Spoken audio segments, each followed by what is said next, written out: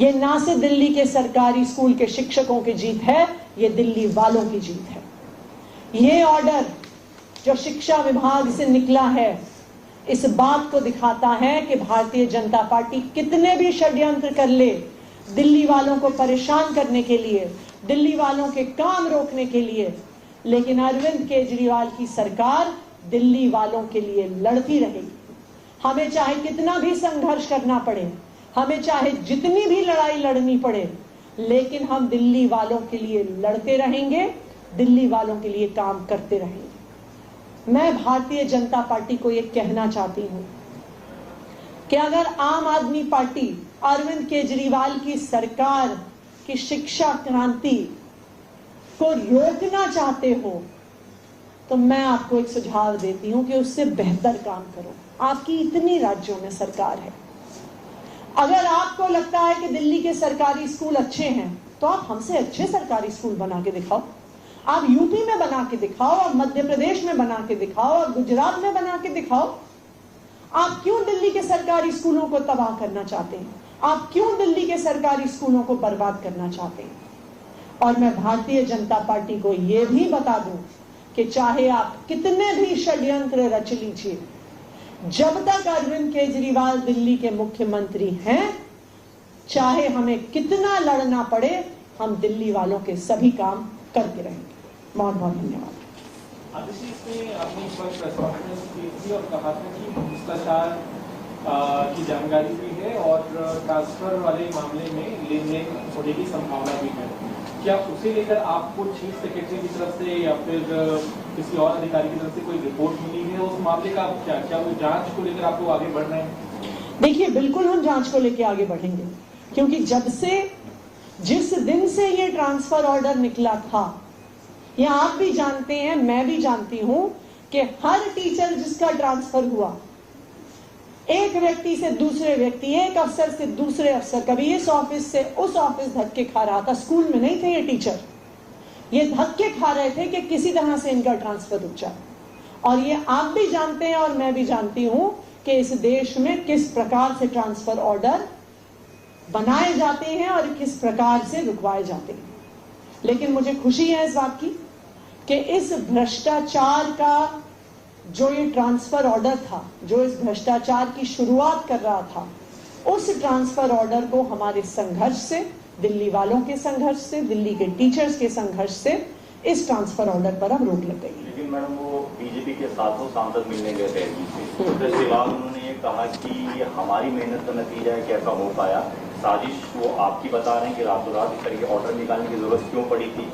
आखिर इन टीचर्स ने क्या बिगाड़ा था? और टीचर्स का एसोसिएशन भी मिलने गया था। देखिए, भारतीय जनता पार्टी की समस्या क्या है कि वो झूठ भी अगर बोलते हैं ना, उन्हें ठीक से झूठ नहीं बोलना आता।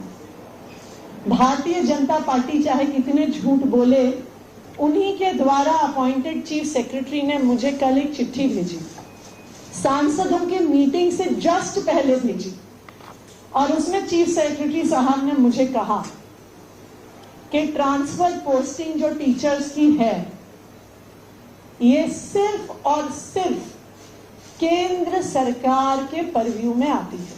ये उन्होंने मुझे ब्लैक एंड व्हाइट में लिख के दिया। उनके शब्द में पढ़ के सुना रही हूं आपको। The law position is duly settled that executive power and services including vigilance matters rests with the central government in terms of section 45C of the GNCTD Act। यानी केंद्र सरकार द्वारा अपॉइंटेड चीफ सेक्रेटरी ने ये लिखित में दिया है कि टीचर्स की ट्रांसफर पोस्टिंग और सारे सर्विस मैटर्स सिर्फ और सिर्फ केंद्र सरकार के अधिकार क्षेत्र में आते हैं और केंद्र सरकार के नुमाइंदे एलजी साहब के अधिकार क्षेत्र में आते हैं। तो ये बिल्कुल साफ है कि ये भारतीय जनता पार्टी का षड्यंत्र था। लेकिन जब उन्हें समझ में आया कि षड्यंत्र के खिलाफ आम आदमी पार्टी लड़ती रहेगी, तो वो अपने घड़ियालू आंसू बहाने के लिए एलजी साहब के पास गए और उसके बाद बाहर आके झूठ बोल रहे हैं, जबकि सारे कागजात उनके ही अपॉइंटेड अफसरों द्वारा लिखित कागजात ये दिखा रहे हैं कि ट्रांसफर पोस्टिंग केंद्र सरकार द्वारा की गई, उनके एलजी साहब द्वारा की गई और एलजी साहब के आदेश द्वारा की गई। मैं तो उनसे ये भी पूछूंगी, अगर एलजी साहब के पास पावर नहीं थी ट्रांसफर की और हमारे पास पावर थी, तो एलजी साहब ने ट्रांसफर ऑर्डर वापस लेने का आदेश कैसे दे दिया? उसकी पावर उनके पास कहां से आ गई? देखिए, जो सच्चाई होती है ना, उसमें बहुत ताकत होती है। सच्चाई आखिरकार पूरे देश के सामने, पूरी दुनिया के सामने आ ही जाती है। और भारतीय जनता पार्टी का ये षड्यंत्र, दिल्ली के सरकारी स्कूलों को तबाह करने का षड्यंत्र, आज देश के सामने आ गया। एक पॉलिटिकल सवाल है, बीजेपी मिशन 2025 को लेकर आगे ये पोस्टर भी जारी कर दिया है, इसमें मोदी जी की फोटो है और उन्होंने बैठक भी की थी हाल ही में, और वो ये दावा कर रहे हैं कि अब इनकी सरकार बनेगी, 50 से ज्यादा सीटें वो जीतेंगे। इस पर विवाद खत्म हो जाएगा। भारतीय जनता पार्टी ने एक मिशन किया था 2015, उस मिशन का सक्सेस रेट था 3 आउट ऑफ 70। फिर भारतीय जनता पार्टी ने कहा था, उनका एक बना मिशन 2020, और उन्होंने कहा था अब की बार 45 पार करने निकले थे, 8 पर सीमित रह गए। अब 2025 में जिस प्रकार के कांड वो लगातार कर रहे हैं दिल्ली वालों को परेशान करने के लिए, चाहे वो अपनी हरियाणा सरकार के माध्यम से दिल्ली का पानी रुकवाना हो, चाहे दिल्ली के सरकारी स्कूलों को खराब करने का षड्यंत्र हो, चाहे अपने अफसरों के माध्यम से, अपने एलजी साहब के माध्यम से मोहल्ला क्लिनिक की दवाइयां रोकना हो, ओपीडी के डेटा एंट्री ऑपरेटर्स को हटाना हो, जितने षड्यंत्र भारतीय जनता पार्टी रचेगी, उतना जोर की तमाचा दिल्ली वाले उन्हें मारेंगे।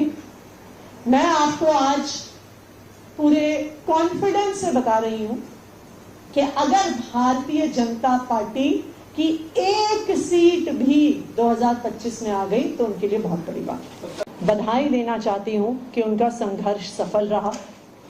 आज सुबह दिल्ली सरकार के एजुकेशन डिपार्टमेंट ने एक ऑर्डर इशू किया है, जो 2 जुलाई को इशू हुए गलत ट्रांसफर ऑर्डर, जिसके तहत 5000 से ज्यादा टीचर्स को ट्रांसफर कर दिया गया था, आज इस ऑर्डर के माध्यम से उस ट्रांसफर ऑर्डर पर रोक लगा दी गई। क्या है इस ट्रांसफर ऑर्डर की सच्चाई? क्यों किए गए ये ट्रांसफर? क्यों रात को 1:30 बजे एक बारी में 5000 से ज्यादा शिक्षकों के ट्रांसफर कर दिए गए?